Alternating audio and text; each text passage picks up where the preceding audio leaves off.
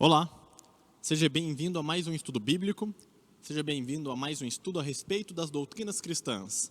Hoje, nossa segunda aula do tema de escatologia. Nós inauguramos já falamos de muitas coisas, do Apocalipse, do livro, interpretações, aonde está a resposta sobre o final dos tempos na palavra de Deus. E hoje nós vamos dar mais um passo importante para compreender bem as peças desse quebra-cabeça, compreender bem a respeito desse tema tão importante. Mas antes de nós avançarmos, como sempre fazemos, vamos orar para que Deus possa nos abençoar, nos conduzir neste momento e nesta aula. Então, feche os seus olhos e incline a sua cabeça onde você estiver, em sinal de reverência a Deus. Ó Deus Santo, louvado seja o teu nome, porque o Senhor misericordiosamente nos instrui, revelou a sua verdade, a sua palavra, e revelou também o que há de ser no final dos tempos.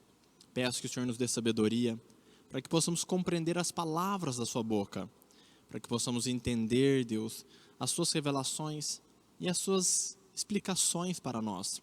Abra o nosso coração, abra a nossa mente, que na aula de hoje nós possamos compreender um pouco mais a respeito desse tema tão intrigante e interessante. E que o Senhor possa, Deus, nos dar sabedoria, nos dar entendimento e clareza. Abençoa, Senhor, a todos. Em nome de Jesus. Amém. No primeiro slide que aparece a você, é o nosso slide base, é o nosso slide referencial a respeito desse tema. E o texto que nós estamos usando é o de Mateus 24, verso 13 e 4, que diz o seguinte: estando assentado no Monte das Oliveiras, chegaram a ele os seus discípulos, em particular dizendo: dize-nos quando serão essas coisas, e que sinal haverá da tua vinda e do fim do mundo? E Jesus respondendo disse-lhes: acautelai-vos que ninguém vos engane. No diagrama aí mostra alguns temas, alguns eventos que estão envolvidos e que fazem parte do final dos tempos. A morte, o estado intermediário, sinais do fim, o anticristo, a besta, o falso profeta, o arrebatamento, a segunda vinda de Cristo, o milênio, o julgamento final, o céu, o inferno, a ressurreição dos mortos. Todos esses temas são temas que fazem parte da escatologia. Evidentemente que a morte, ela não acontece apenas no final dos tempos. Desde que Adão e Eva pecaram, a morte está aí. Mas nós não podemos ignorar e deixar de colocar ela como esse momento, como essa parte que interliga o final da nossa existência material, o início da nossa jornada espiritual para os céus e para o inferno, dependendo do caso. Então, a morte faz parte do fim dos tempos porque ela está interligada com esse momento tão importante. Então, o final dos tempos pode acontecer na minha vida com a morte, na sua vida com a morte.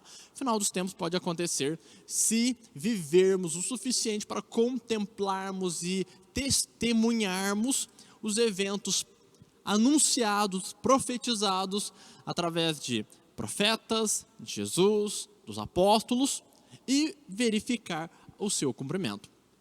Agora, enquanto esses eventos não acontecem, existe uma concordância muito grande de que eles um dia acontecerão, mas existe uma grande divergência sobre como e quando isso vai acontecer. E eu digo a vocês a recomendação da primeira aula e a recomendação que Jesus trouxe quando ele começou a falar desse tema, e é: tenham cuidado. Tenha cuidado em falar a respeito deste tema. Tenha cuidado em aceitar ideias a respeito deste tema. Sejam cautelosos, sejam sábios, sejam cuidadosos. Não abrace qualquer ideia, não abrace qualquer revelação de aventureiros hoje em dia. Não escute, não aceite de primeira mão qualquer pregação, qualquer ensino, mas ao contrário, que você examine e seja cauteloso. Tenha cautela, que ninguém engane você, que ninguém engane você e permita que você seja conduzido a uma besteira, a uma tolice, a um erro. Eu já tenho muitos anos na jornada cristã, muitos anos ouvindo pregações, ensinando, ouvindo relatos de ensinos, de igrejas, de pregações.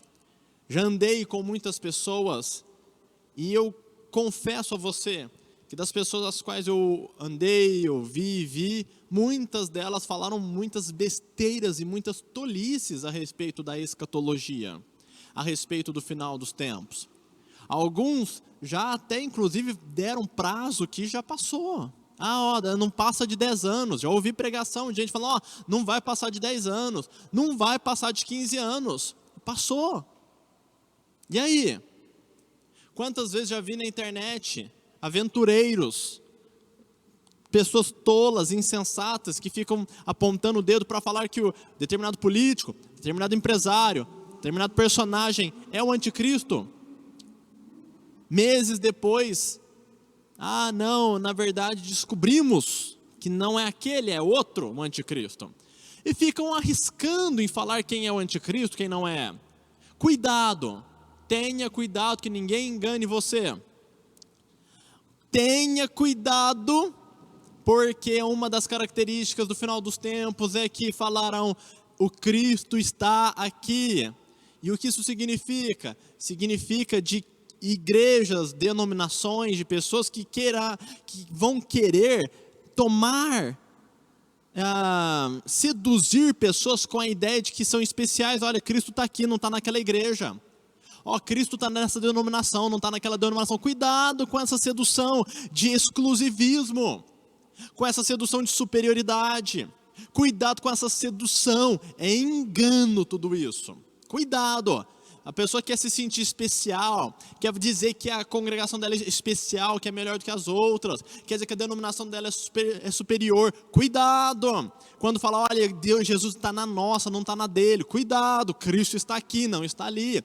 Cuidado, por quê? Porque pessoas querendo ganhar fama, reputação, querendo denegrir outras igrejas, vão trazer para si essa ideia de ser especiais. Nós somos especiais.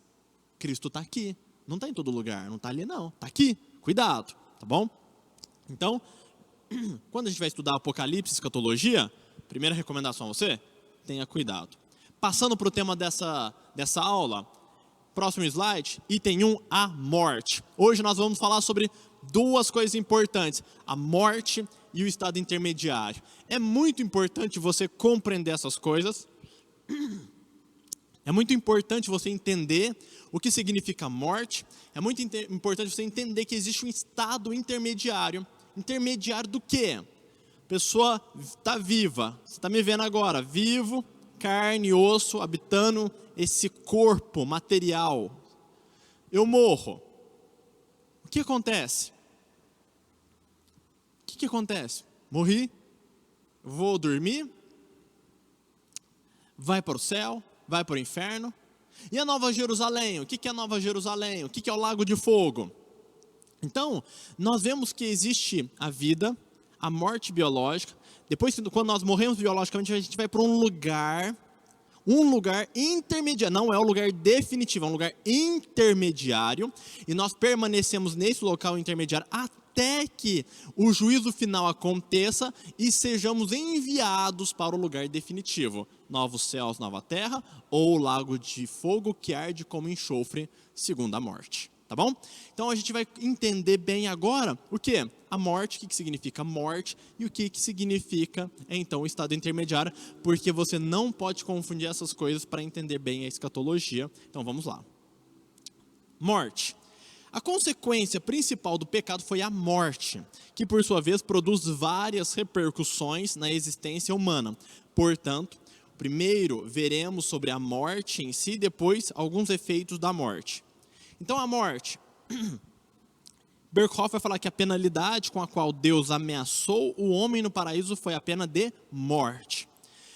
A morte aqui se tem em mente não é a morte do corpo, mas do homem total. Morte no sentido bíblico da palavra. Ela tem uma visão sintética de morte e a considera como separação entre Deus e homem. Então nós temos a ideia de morte, em primeiro lugar, como a morte sendo uma separação. E vamos perceber isso através da morte física, da morte espiritual e da segunda morte citada em Apocalipse. Então vamos lá. Morte física. O que é a morte física? A morte física é a separação da alma com o corpo. Uma pessoa, quando morre, ela continua a existir, de sorte que a morte física é apenas deixar esse corpo biológico.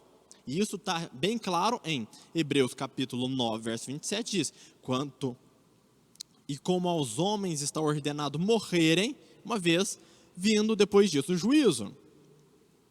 Eclesiastes capítulo 9, verso 5 diz: porque os vivos sabem que hão de morrer.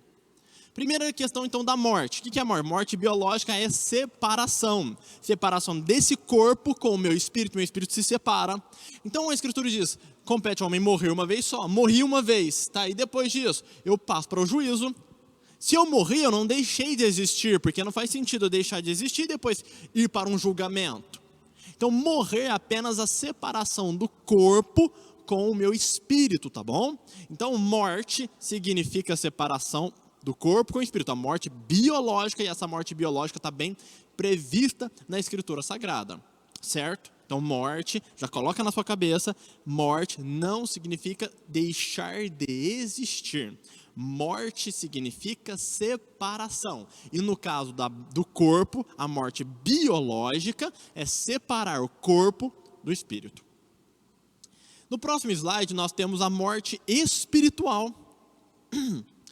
Berkhoff vai falar também que a morte espiritual, a separação espiritual de Deus com o homem, o pecado separa de Deus o homem, e isso quer dizer morte. Pois só na comunhão com Deus vivo, que o homem pode viver de verdade. Tá? Então veja só, Efésios capítulo 2, verso 1 ao 3. E vos vivificou, estando vós mortos em ofensas e pecados. Veja, a gente está falando de morte biológica agora? Não, Paulo está enviando uma carta para pessoas vivas. E essas pessoas vivas vão ler o seguinte: olha, e deu vida a vocês que estando mortos. Mas peraí, eu estou morto estando vivo? Sim, é isso que ele está dizendo. Por quê? Porque morte significa o quê? Separação. Então, vocês de Éfeso estavam vivendo biologicamente, mas vocês estavam separados de Deus, mortos espiritualmente, separados da espiritualidade, separados da salvação, separados da comunhão com Deus, separados da intimidade com Deus. Então vocês estavam mortos espiritualmente, mortos em ofensas e pecados, em que no outro tempo andastes, segundo o curso deste mundo, segundo o príncipe das potestades do ar, do espírito que agora opera nos filhos da desobediência, entre os quais todos nós também, antes andávamos nos desejos da nossa carne, fazendo a vontade da carne e dos pensamentos, e éramos por natureza filhos da ira, como os outros também. Veja só, está dizendo que mortos espiritualmente, por quê? Porque estava separado de Deus, andando de uma maneira a não ter comunhão com Deus, andando sendo conduzido pelo inimigo de Deus, vivendo de uma maneira apartada da verdade, da santidade, da graça de Deus. Então, morte espiritual é o quê? Separação do homem com Deus. Existem muitas pessoas que estão vivas e que estão separadas espiritualmente de Deus, morte espiritual. Efésios capítulo 4, verso 18, vai fortalecer essa ideia dizendo: entenebrecidos no entendimento, separados da vida de Deus pela ignorância que há neles, pela dureza do seu coração. Ou seja, mortos ou separados aqui é a mesma coisa, é a mesma ideia, é o mesmo significado que Paulo está querendo trazer. E 1 Timóteo capítulo 5, versos 5 e 6 diz: ora, a que é verdadeiramente viúva e desamparada, espera em Deus e persevera de noite e de dia em rogos e orações, mas a que vive em deleite, vivendo, está morta. Olha que legal, aqui Paulo está falando de viúvas, e nós temos dois tipos de viúva.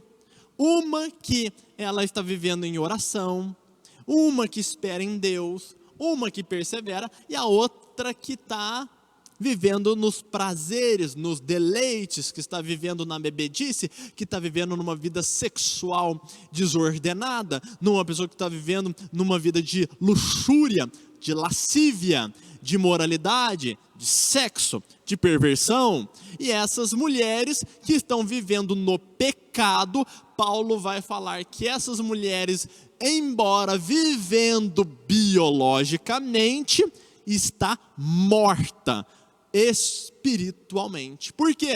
Porque embora o seu corpo e o seu espírito estejam conectados ainda, ligados, o seu espírito está distante de Deus. Então, morte espiritual são pessoas que estão separadas da comunhão com Deus. Jesus fala, segue-me, e a pessoa não está seguindo. Jesus fala, vinde a mim, e a pessoa não vai a ele. Jesus fala, olha, quem quiser me seguir, pega a sua cruz e segue-me. E ele não quer seguir, ou seja, então não está junto, está separado. Jesus está indo para o Calvário e a pessoa está indo lá para o boteco. Jesus está indo para a direita, a pessoa está indo para a esquerda. E por aí vai, ou seja, separada espiritualmente, tá bom?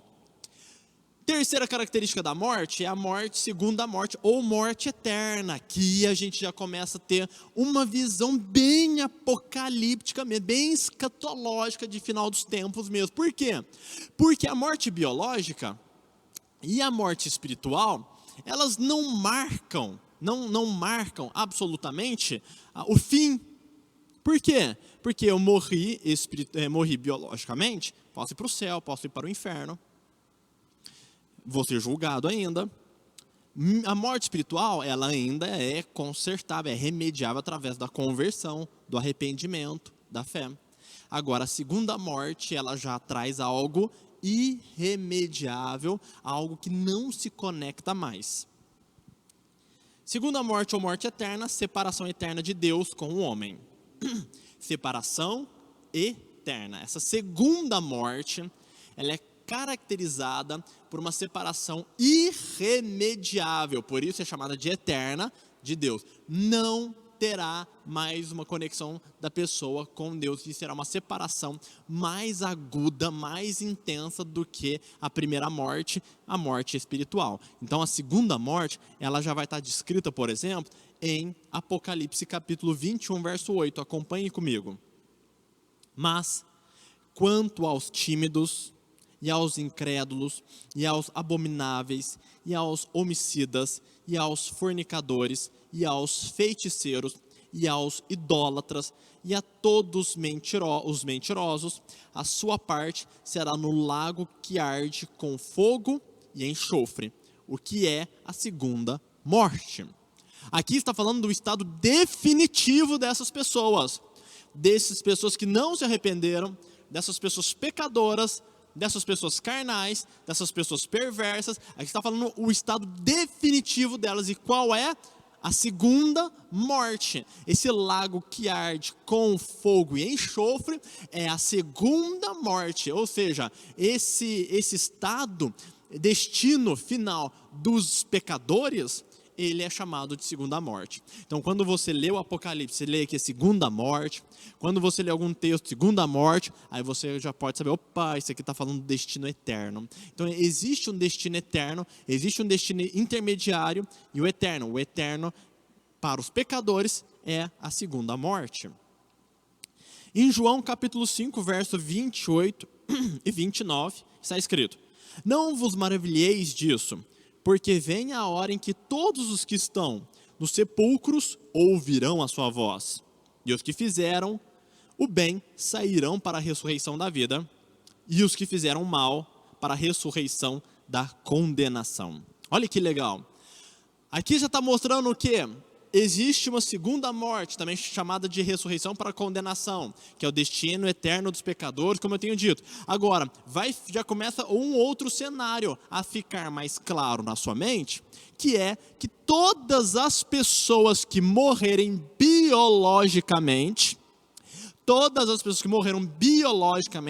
ressuscitarão ressuscitarão. A ressurreição não é algo exclusivo dos salvos. A ressurreição não é algo exclusivo dos santos e dos que estarão com Cristo na eternidade.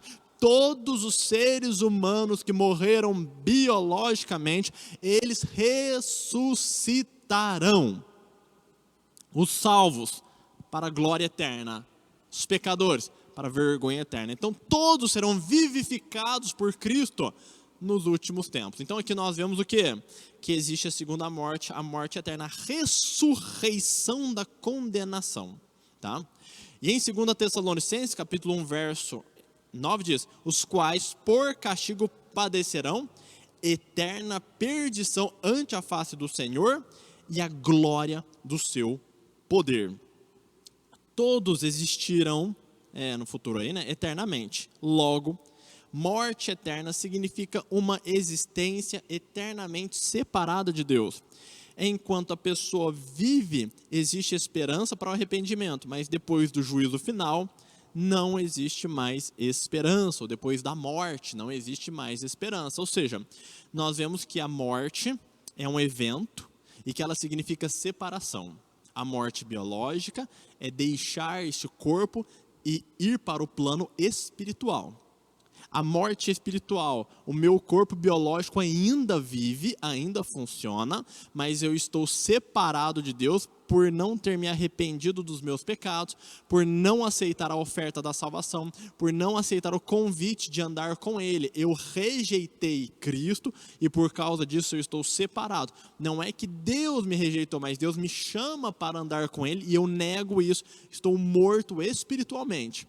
E ali eu tenho a segunda morte, que é a separação definitiva do homem com Deus, quando depois de uma vida inteira a qual Deus convidou um homem ou uma mulher perversa ao arrependimento, e eles não se arrependeram, então Deus separará deles de uma maneira absoluta, não havendo mais chances de arrependimento, não havendo mais oportunidade para mudança de vida, não havendo mais oportunidade para santificação ou salvação. E aí então será uma separação eterna, muito mais aguda do que a separação que se experimenta nessa terra, muito mais sofrível e irremediável. E Apocalipse então vai falar que no final da história vai ter essa classificação absoluta, a segunda morte, a morte eterna, a ressurreição para a morte, para a condenação, e vai ter esse estado definitivo. Então, quando a gente fala de estado intermediário, que a gente vai falar agora no próximo slide, a gente está falando no período entre o juízo final e essa morte biológica, tá bom? E falando então no estado intermediário, vamos lá. Item 2, estado intermediário. A morte é a cessação temporária da vida corporal e a separação entre a alma e o corpo. Por que é uma cessação, um rompimento temporal da vida corporal? Porque quando nós ressuscitarmos, a gente volta a ter um corpo, entendeu? E a separação entre a alma e o corpo, e aí alma, corpo, espírito e corpo é intercambiável. Uma vez que o crente morre, embora o seu corpo físico permaneça na terra sepultado, no momento da morte, sua alma ou espírito vai imediatamente para a presença de Deus com regozijo. Quando Paulo reflete sobre a morte, ele diz: temos, pois, confiança e preferimos estar ausentes do corpo e habitar com o Senhor. Estar ausente do corpo é estar em casa com o Senhor. Ele também diz que o seu desejo é partir e estar com Cristo, o que é muito melhor.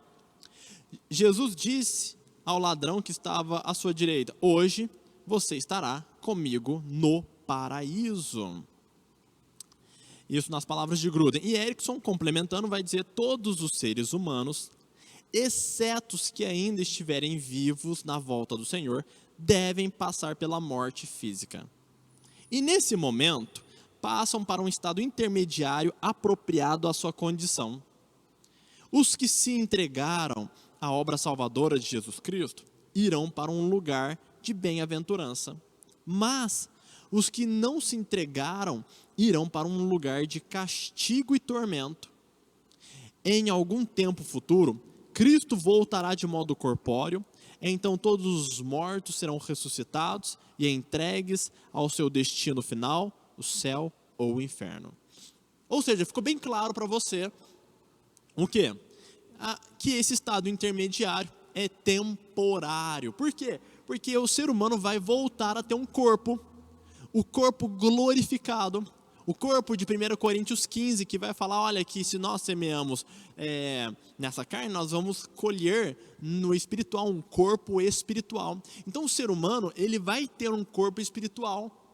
Agora, esse corpo espiritual, ele não vem automaticamente depois da nossa morte. O meu corpo, ele vai apodrecendo aqui nessa terra.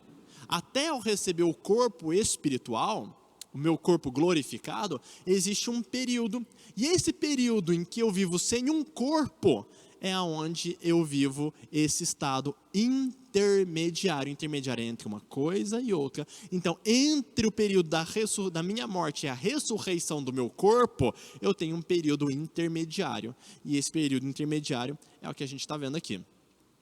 Agora, a gente precisa compreender as evidências. Vimos aqui algumas evidências de que existe esse estado intermediário. A gente precisa analisar. Será que realmente quando a gente morre, a gente já vai para o céu e para o inferno? Que é essa questão. Ou será que a gente aguarda o julgamento? Será que quando eu morro, eu já vou direto para algum lugar? Como Gruden lembrou de Jesus falando, olha, estarás comigo hoje no paraíso? Ou não? Vamos analisar mais evidências que nos ajudam a isso. As evidências que Gruden trouxe são boas evidências. Paulo fala que é melhor estar com Cristo do que permanecer aqui. É melhor ir e se encontrar com o Senhor. Então, na perspectiva paulina, o que nós temos em mente já é que Paulo entendia que morrer era ter comunhão com Deus.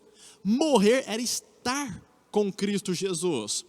Então, as evidências estão apontando para que sim, claro, existe um estado intermediário. Mas vamos ver outras evidências. No próximo slide, nós temos mais a dizer. Portanto, depois da morte biológica, o espírito humano continua existindo, no entanto, em uma dimensão diferente. Esse novo lugar, onde a alma humana continua a existir, não é ainda o local definitivo, pois o destino final e eterno será manifestado após o julgamento final. O que analisaremos em aula própria. A esse lugar intermediário chamamos popularmente de céu e inferno.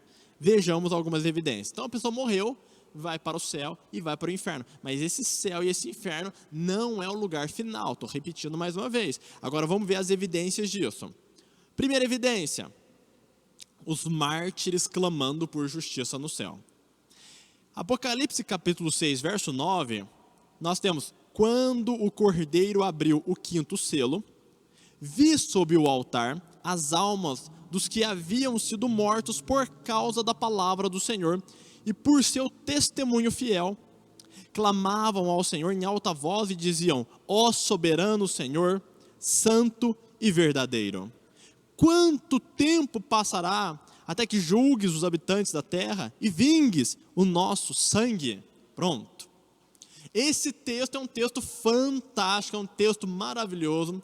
Ele revela que no céu existem pessoas, ou existirão pessoas, que foram injustiçadas, torturadas, mortas, por causa da verdade. E essas pessoas que foram mortas, que são mártires, que estão no céu, eles estão conversando com Jesus, eles estão falando com Jesus. E a fala deles é o seguinte: quando? Quando que você vai julgar os habitantes da terra? Ou seja, a terra ainda existe, a terra ainda está ali, não tem novo céu, não tem nova terra, os habitantes estão na terra, ele está no céu, numa morada celestial, com Cristo, ele tem relacionamento com Cristo, ele fala com Cristo, ele ouve, ele vê, ele percebe, ele se relaciona, ele tem intelecto, ele está ativo, ele diz, olha, quando que você irá julgar a nossa causa? Quando que você irá julgar os habitantes da terra pelos pecados que eles cometeram conosco, pelas maldades que eles fizeram a nós? Então a Escritura está mostrando que a pessoa que morreu, ela está viva, ativa, a existência dela está ativa numa outra dimensão. E essa dimensão nós estamos chamando aqui agora de céu. Ela está viva no céu. Morreu biologicamente, mas está viva no céu. E no céu está consciente. No céu está vivendo, está experimentando coisas novas, inclusive conversando, questionando e tendo respostas. Então, a evidência de que existe um estado intermediário já é muito robusta através de um texto como este de Apocalipse, que retrata uma cena real de pessoas vivas no céu, aguardando que os seus algozes sejam julgados e castigados pelos seus pecados. Ok? Segunda evidência que nós temos: os mártires que vieram da grande tribulação. Enquanto eventos ocorriam na terra, que é uma observação. Acompanha Apocalipse capítulo 7, versos 9 ao 14. Depois disso, vi uma imensa multidão, grande demais para ser contada, de todas as nações, tribos, povos e línguas, em pé diante do trono e diante do Cordeiro. Usavam vestes brancas e seguravam ramos de palmeiras e gritavam com grande estrondo: a salvação vem de nosso Deus, que está sentado no trono, e do Cordeiro. E todos os anjos estavam em pé ao redor do trono, dos anciãos e dos 4 seres vivos, prostrando-se com o rosto em terra diante do trono, adoraram a Deus cantando: amém, louvor e glória, sabedoria, gratidão e honra, força e poder pertencem ao nosso Deus para todo sempre. Amém. Então um dos anciãos me perguntou: quem são estes vestidos de branco? De onde vieram? E eu lhe respondi: Senhor, tu sabes. E ele disse: são aqueles que vieram da grande tribulação, lavaram e branquearam as suas vestes no sangue do Cordeiro. Então nesse texto eu tenho uma cena também nos céus. E essa cena, se você continuar lendo Apocalipse, você vai perceber que ela não é uma cena final. Há coisas que ainda acontecerão, envolvendo eventos na terra. Então, se você percebe, está tendo uma visão de coisas acontecendo no céu e coisas acontecendo na terra. E essas duas cenas vão sendo alternadas de tempo em tempo, ali em Apocalipse. E nesse momento, está retratando de pessoas que vieram da grande tribulação, de pessoas que foram martirizadas por causa da verdade, que morreram por causa de Cristo Jesus. E essas pessoas estão no céu, e elas estão fazendo o quê? Estão de vestes, elas estão cantando, elas estão adorando, elas estão glorificando a Deus. Então elas morreram e foram e estão glorificando, aguardando o momento da ressurreição, aguardando os novos céus e a nova terra, aguardando a nova era que há de acontecer. Mas elas estão nos céus em um estado intermediário. Elas não estão como vivas de corpo como nós, porque elas estão incorpóreas, mas ao mesmo tempo elas também não ressuscitaram ainda. Então elas estão num período intermediário, e nesse período intermediário elas têm consciência, elas têm intelecto, elas têm sentimento, elas têm vontade, e elas adoram, elas glorificam, elas se reúnem, elas ouvem, elas experimentam, têm experiências diferentes, experiências novas. Então, ou seja, esse estado intermediário é percebido aqui também, quando nós vemos esses mártires que vieram da grande tribulação e estão no céu adorando a Deus. Ou seja, nós temos mais evidência de que esse estado intermediário é bíblico. A terceira evidência, que nós já falamos, apenas citando de maneira mais extensiva, é de Lucas 23, 42 e 43, que diz: então ele disse, Jesus, lembre-se de mim quando vier no seu reino. E Jesus lhe respondeu: eu lhe asseguro que hoje você estará comigo no paraíso. Então esse texto diz que hoje você estará comigo no paraíso. Nós percebemos que a maneira que Jesus está construindo é que, olha, não vai ser daqui 1 milênio, 2 milênios, que você estará comigo no paraíso. Não está indicando a respeito de uma inatividade. Pelo contrário, morreu, vida continua. Morreu, a existência continua. Morreu, não tem um blackout ou uma pausa na existência, ou uma interrupção na existência. Continua, experiências continuam, pessoas estão vivendo, continuam. E Jesus fala para o ladrão da cruz: olha, hoje você vai estar comigo no paraíso, ponto final. Você estará comigo hoje. Existem algumas pessoas que vão abordar, vão discutir que hoje não é hoje, ou ele fala assim: hoje eu digo isso. Não é a melhor tradução, não é a melhor interpretação, é bem questionável, mas a ideia é de continuidade de vida que Jesus está prometendo. Ok? Isso é mais um dos elementos. Outro elemento, no próximo slide, é Elias e Moisés vivos e não dormindo.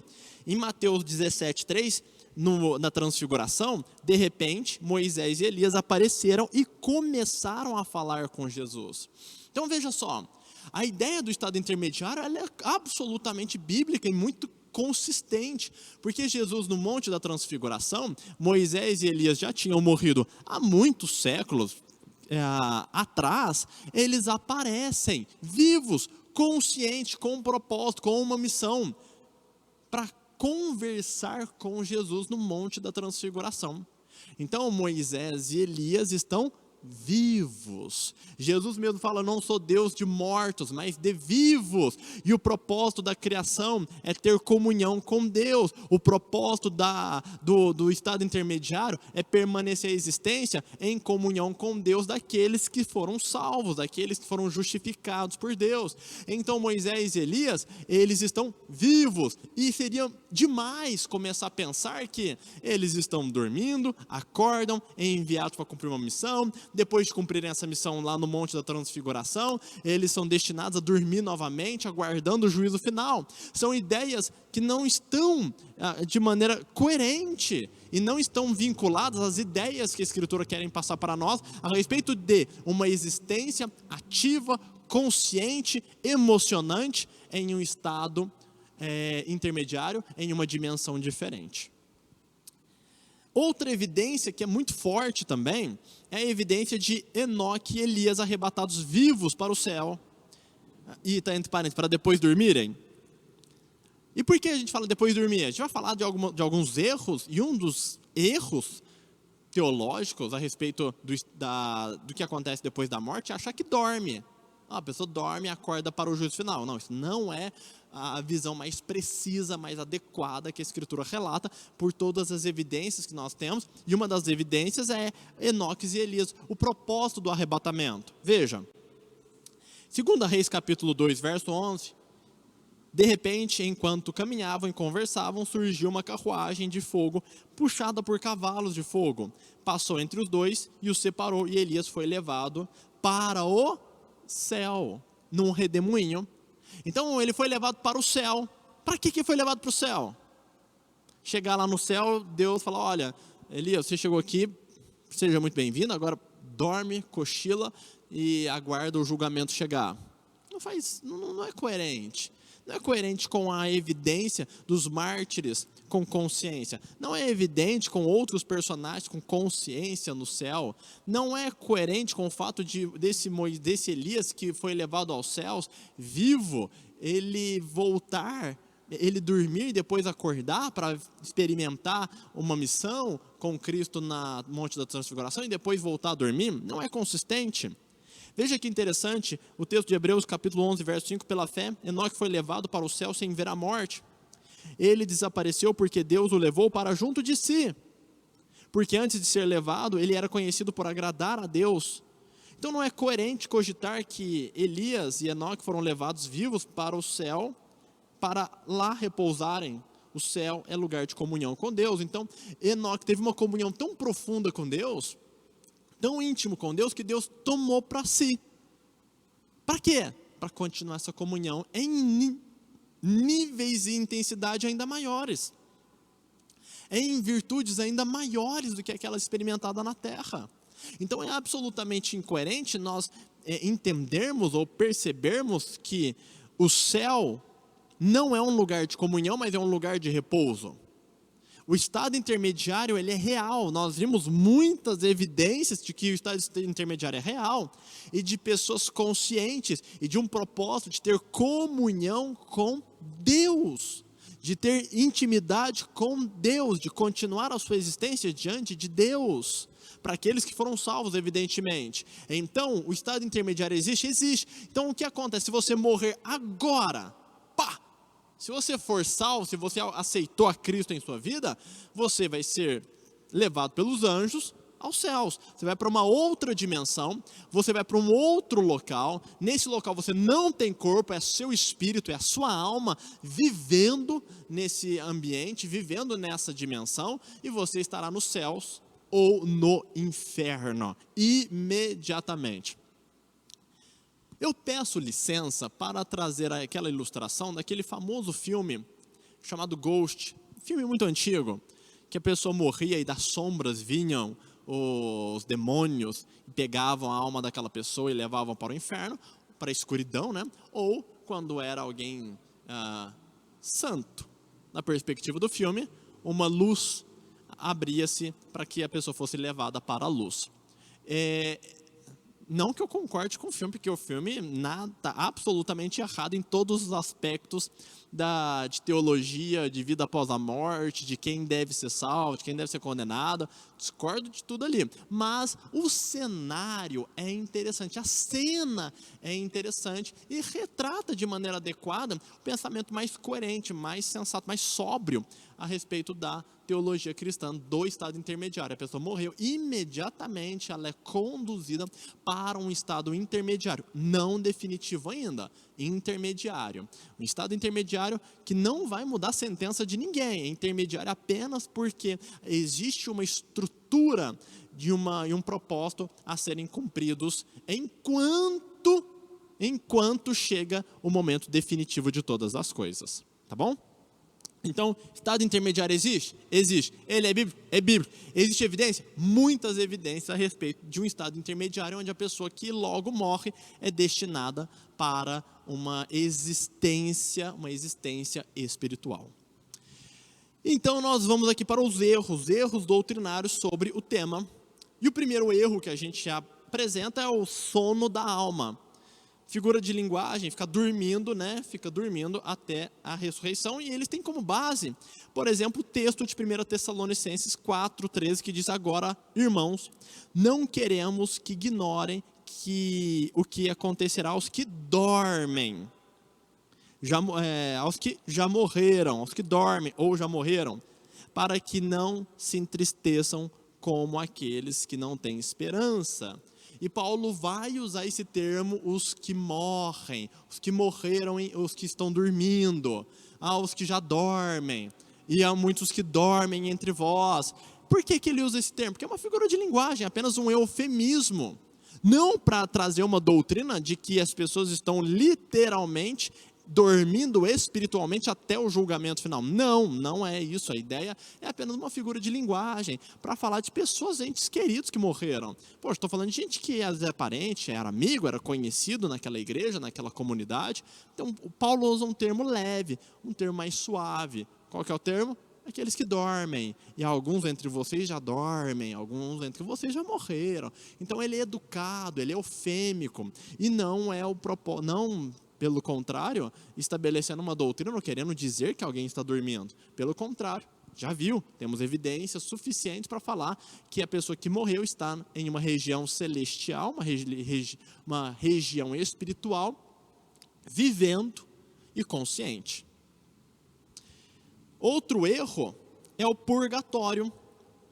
A Igreja Católica acredita que existe um estado intermediário.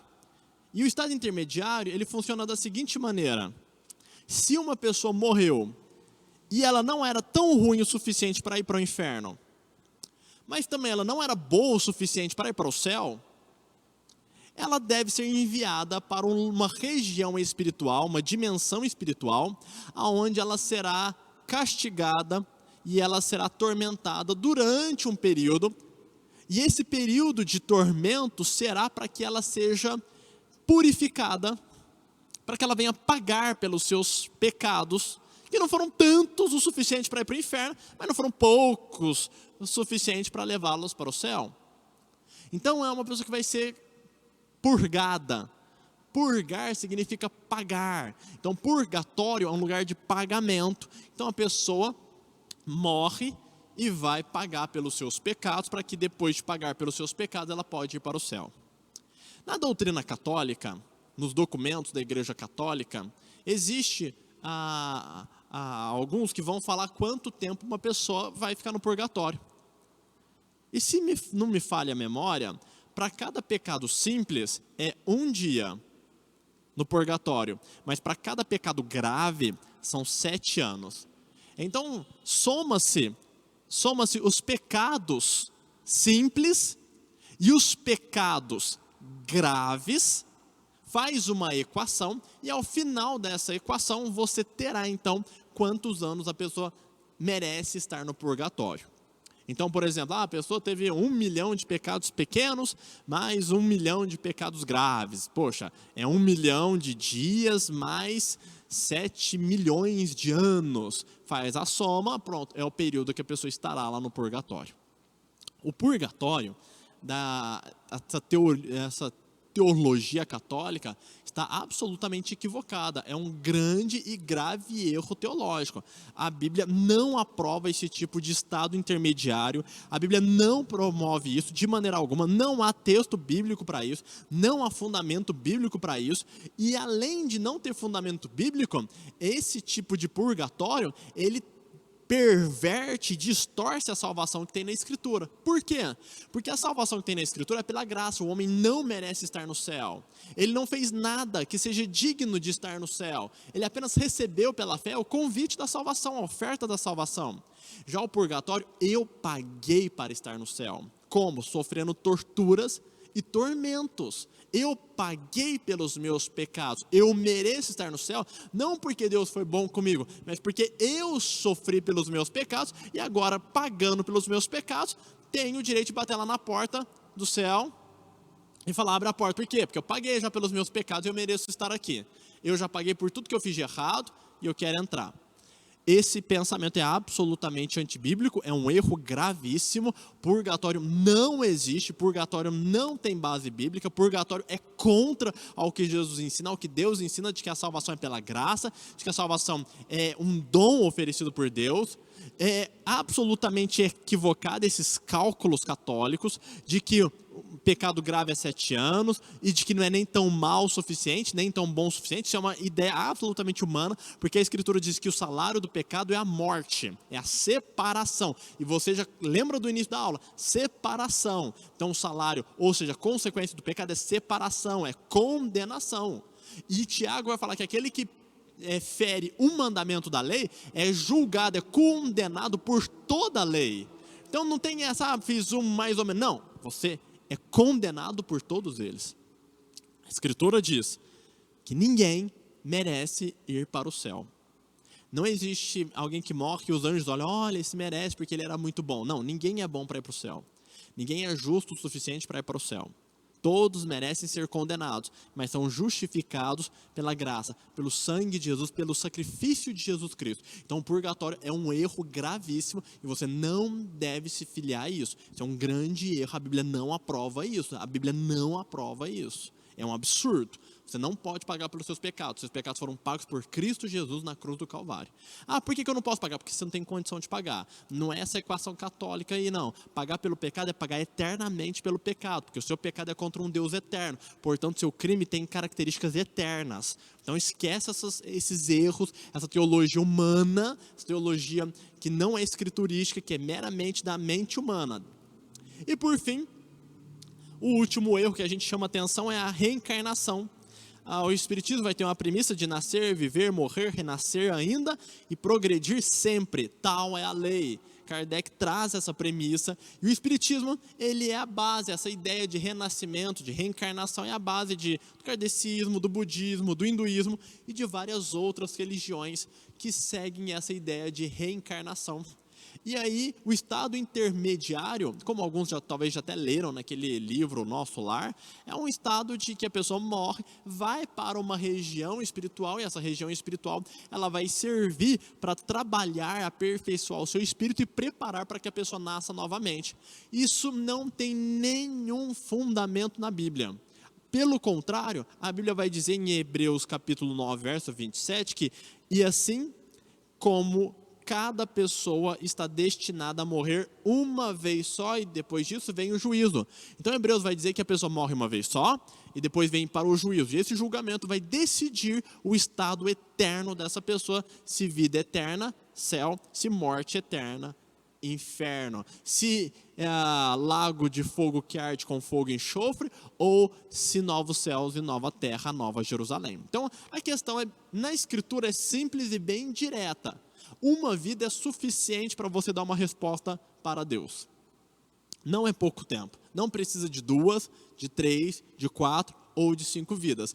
Uma vida é suficiente. Deus é misericordioso demais em uma vida com milhares de anos, milhares de dias, milhões de anos. E o que Ele exige de você é um reconhecimento, um arrependimento que dura segundos, e que deve ser provado através de atitudes. Então, sim, francamente falando, tempo tem.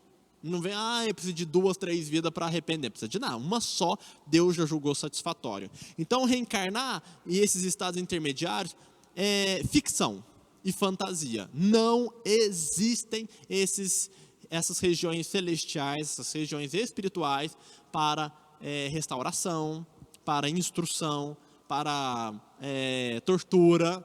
Não existe isso. O que existe de estado intermediário é o céu ou o inferno. A pessoa morreu agora, ela vai para o céu ou para o inferno. E dali, elas vão para o novo céu e nova terra, a nova Jerusalém, ou irão para o lago que arde como fogo e enxofre, e ninguém vai mudar de situação depois da morte. Certo? Ficou claro para você? Então existe um estado intermediário, existe a morte, existe a segunda morte, e esses são conceitos que envolvem a escatologia e que você precisa estar bem preparado para isso. Foge dos erros, foge da doutrina ruim, do sono da alma, foge da reencarnação, foge do purgatório. Não interessa se elas são doutrinas boas ou agradáveis aos seus olhos, elas não são bíblicas, elas não têm aprovação da Escritura Sagrada, elas são contrárias à palavra de Deus e por isso você deve rejeitar. Certo? Vamos para o nosso resumo. Nós falamos sobre a morte física, espiritual, segunda morte, estado intermediário, explicamos o que é e colocamos aqui muitas testemunhas, muitas bases, muitos indícios poderosos de Paulo, do Apocalipse, de Jesus, e falamos sobre os erros, o sono da alma, purgatório e reencarnação. Então Deus abençoe você e aguardo você em nosso próximo estudo. Até lá!